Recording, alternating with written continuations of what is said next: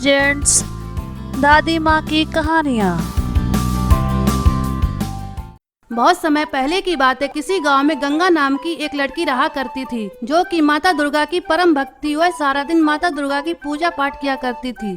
कुछ वर्षों बाद जब वह बड़ी हुई तो उसके पिता ने धर्मपुर नामक गांव में सत्यवान के पुत्र अर्जुन के साथ उसका विवाह कर दिया। लेकिन उसने विवाह के बाद भी पूजा पाठ करना पहले की तरह जारी रखा।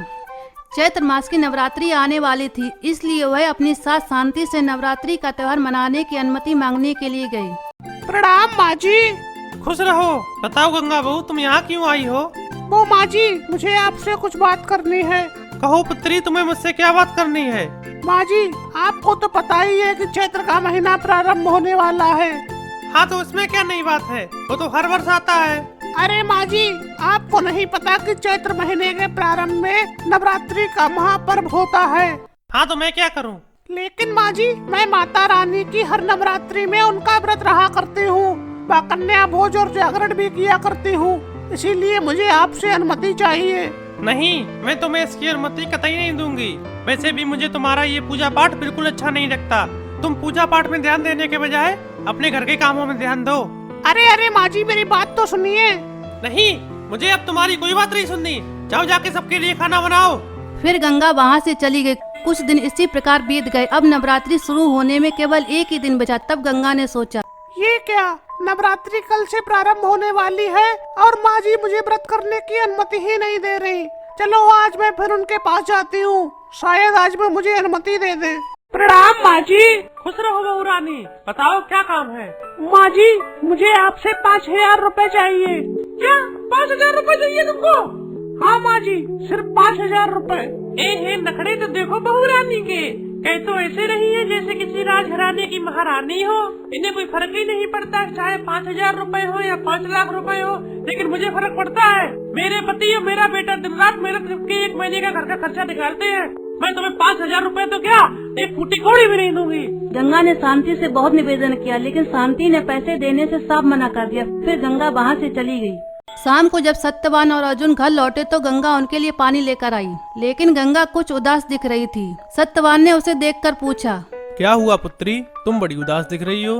कुछ नहीं पिताजी। नहीं पुत्री, कुछ तो बात है, वरना मैंने तुम्हें इतना उदास कभी नहीं देखा। फिर गंगा ने उन्हें सारी बात बता दी। अच्छा, तो तुमको 5,000 रुपए चाहिए? हाँ पिताजी, मुझे 5,000 रुपए चाहिए। तुमको 5,000 रुपए चाहिए ना, तो ये लो 5,000 रुपए। जैसे ही सत्यवान गंगा को पैसे देने चला, शांति ने उससे बीच में ही पैसे छीन लिए और बोली, ये क्या कर रहे हो जी? क्या कर रहे हो मतलब?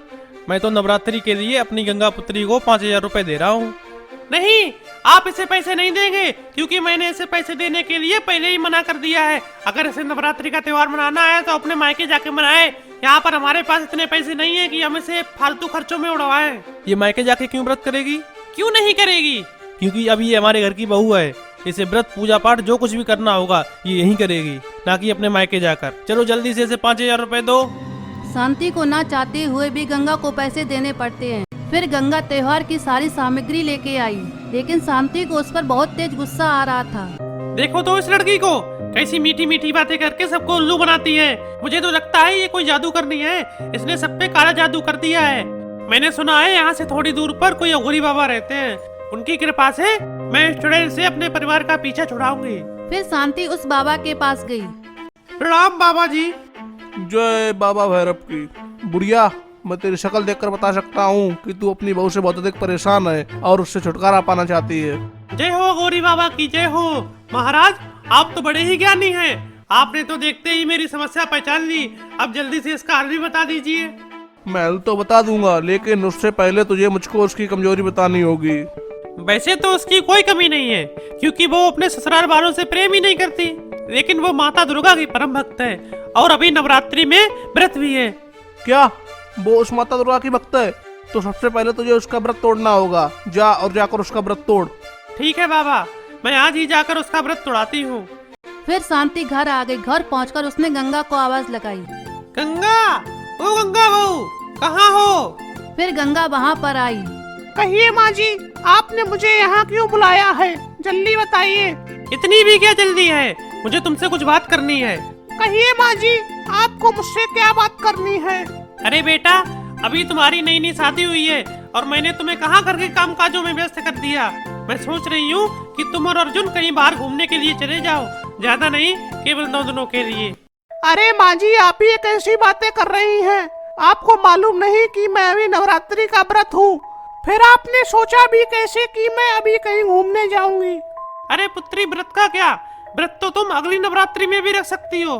अरे माँ जी, आप परेशान ना होइए, हम लोग घूमने के लिए नवरात्रि के बाद चले जाएंगे।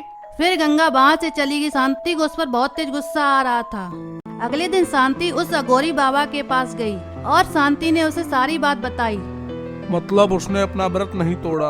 हाँ बाबा जी, अब आप ही बताइए मैं उसका व्रत कैसे तोड़ूं? नहीं नहीं, अब तुझे उसका व्रत नहीं तोड़ना है, बल्कि तू उससे व्रत में ही इतना काम करा कि वो थककर खुद ही अपना व्रत तोड़ दे।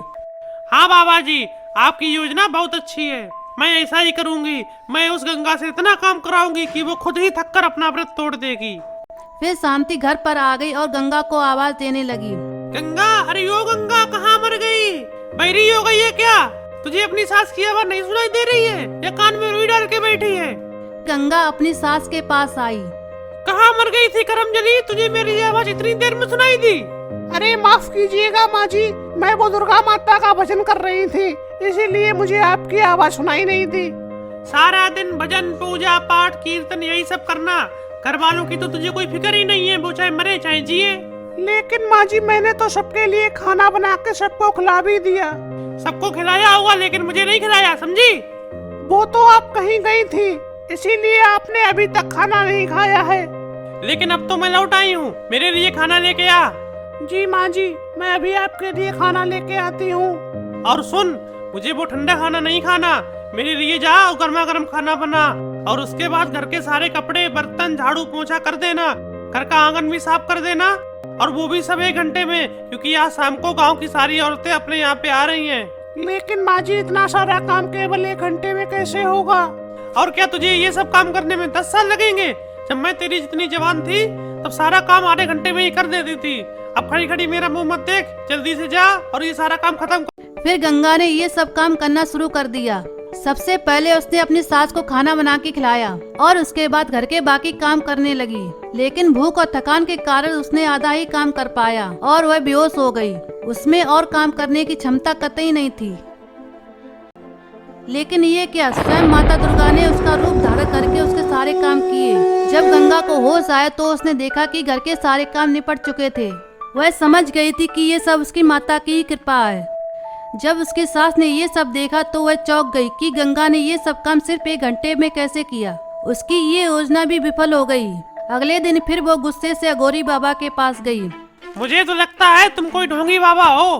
क्यों, हमारी योजना क्या इस बार भी विफल हो गई? क्यों, तुम्हें क्या लगता है सफल हो गई होगी तुम्हारी घटिया योजना? तू परेशान ना हो, इस बार मैं तुझे ऐसा उपाय बताऊंगा जिससे तेरी सारी समस्या हल हो जाएगी। मुझे नहीं लगता कि इस बार भी तुम्हारी कोई योजना सफल होगी। तू इस बार मुझ पर विश्वास रख, हमारी योजना इस बार अवश्य ही सफल होगी।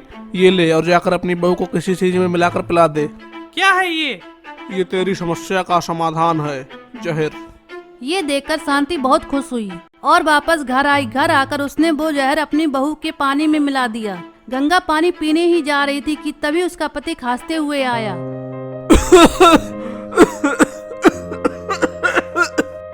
क्या हुआ आपको?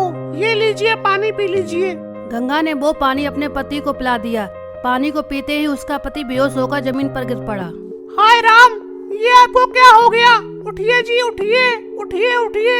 हे माता रानी, अगर मैंने आपकी सच्ची भक्ति की हो, आपकी सच्ची श्रद्धा से पूजा की हो, तो आप मेरे पति को पहले जैसा कर दीजिए।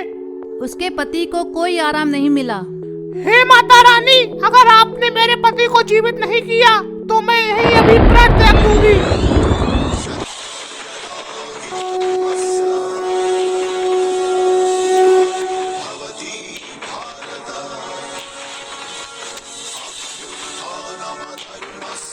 जैसे ही गंगा ने प्राण त्यागने की बात कही, माता दुर्गा स्वयं प्रकट हो गईं। अरे अरे पुत्री, ये तुम क्या करने जा रही हो? माँ, जब मेरे पति ही जीवित नहीं बचे तो मेरा इस दुनिया में क्या काम? अरे पुत्री, तुम अपने प्राण मत त्यागो, मैं तुम्हारे पति को पहले जैसा जीवित कर देती हूँ। फिर माता दुर्गा ने उसके पति को जीवित कर दिया और शांति ने भी अपनी बहू से छुटकारा पाने की इच्छा त्याग दी। तो देखा दोस्तों, हमें किसी की आस्था का परिहास नहीं करना चाहिए। अगर आपको ये वीडियो अच्छा लगा हो तो चैनल को सब्सक्राइब करें, वीडियो को लाइक करें, शेयर करें, कमेंट करें और घंटे का बटन जरूर दबाएं, जिससे कि हमारे आने वाले वीडियो का नोटिफिकेशन आपको जल्द से जल्द मिल जाए। धन्यवाद।